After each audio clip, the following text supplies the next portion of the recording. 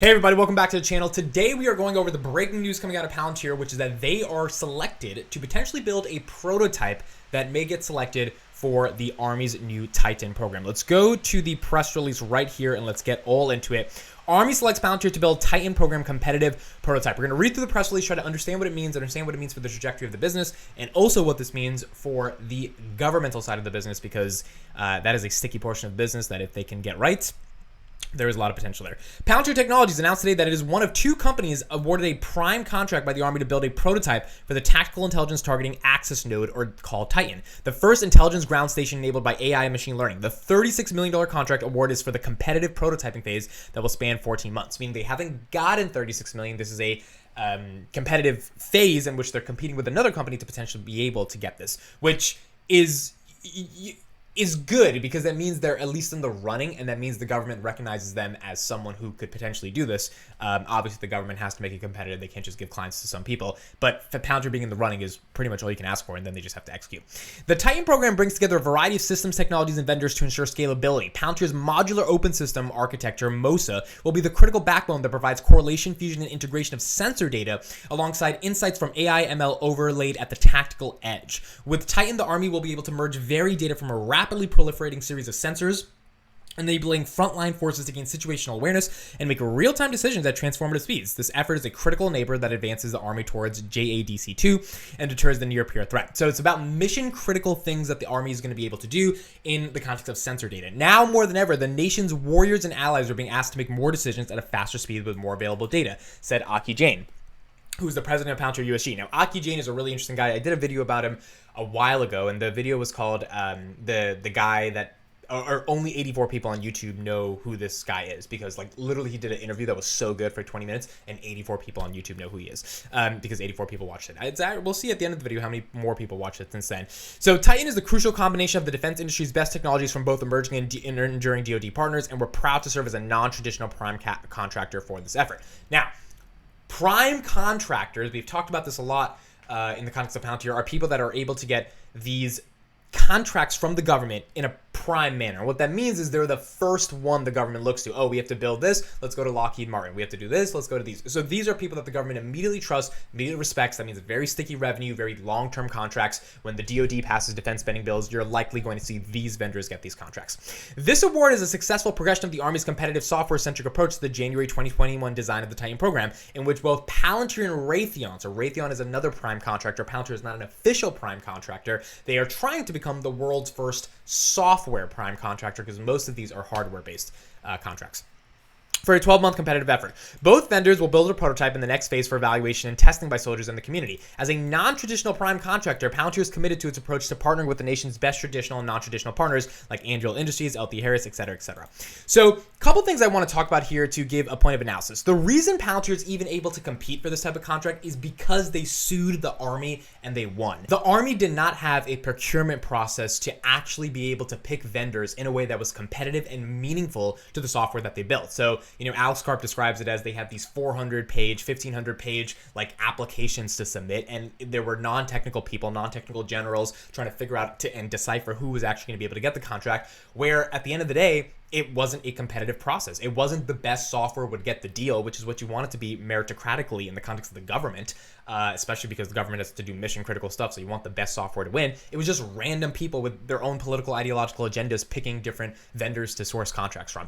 Palantir sued the Army and they won, or they sued the government and they won, and the government had to go and pick the best software. So the fact that they're even in the arena to be able to compete, as I mentioned above, is so important, because it doesn't mean these contracts automatically go to people that have deep ties with the government, or that some general likes that company so they pick that company. They have to compete and show that their software is actually better, their tech is actually better, and if they can't do that, they don't get the contract. And if you're betting on Palantir, if you're a Palantir shareholder, you're betting that their tech truly is the best tech in the world, and if that's the case, they're going to get these contracts and they're going to be able to win. And that's why it's a nice thing to see this competition actually unfold. Now, what does this mean for the governmental business? I did an article a long time ago on dailypalantir.com, I would say a month ago. We'll actually see right now. And the whole concept of the article was about Palantir becoming the first software prime. Now, Shyam Sankar mentioned, COO of Palantir, that they want to become the first software prime. And they mentioned this in their earnings report. So as you can see right here, what does Palantir mean by becoming the world's first software prime? And the idea was that the government has various hardware primes, including Lockheed Martin, Raytheon, General Dynamics, etc. But the government procures the software from a variety of vendors. If Palantir could become the main software vendor for the government because they have the best technology for the government, then they have the best opportunity to be able to land the biggest deals, especially in a competitive environment because their tech is obviously going to be the best. Now, being a software prime contractor means they're going to have endless opportunities to work with governmental agencies.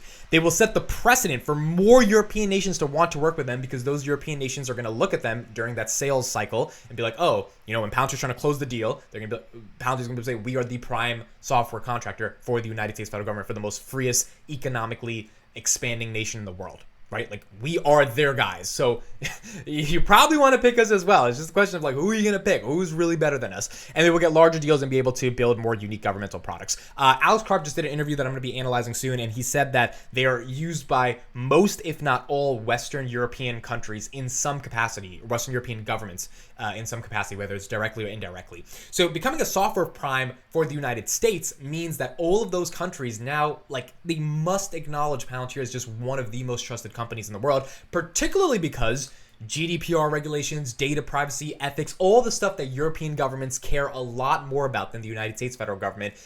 These things are going to come into play. And if they understand that Palantir is the prime software contractor and is able to win these competitive deals, and they're able to protect data and civil liberties at the core of their technology because the philosophy of Palantir is rooted through the core of that technology, then there's just a bigger chance for them to get these deals. The way I understand this is setting up a foundational element for Palantir to be able to land larger and larger governmental contracts. And this is kind of exactly what management has talked about, right? Alex Karp's entire analysis is that countries don't know that they need us. They will soon know that they need us. The thing that's happened in Russia, Ukraine has propelled the discovery of the Palantir software to all these countries because they're looking for a way to use data-driven insights to stop things from happening, especially in mission-critical moments.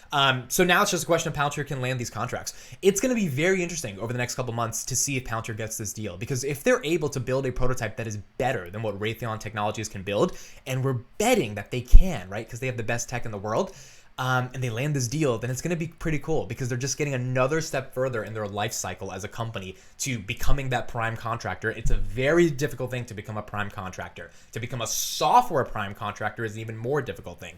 So winning these contracts is incredibly important. The defense spending budget for the United States by 2026 will reach about $1 trillion. Right now it's about $850 billion. So defense spending is going to keep increasing, especially around the entire world. The question is who's going to be the beneficiaries of that defense spending. I did an interview with Code Strap a while ago, who's big in the Palantir community, and his argument was that Palantir alone from the government is a $100 billion company.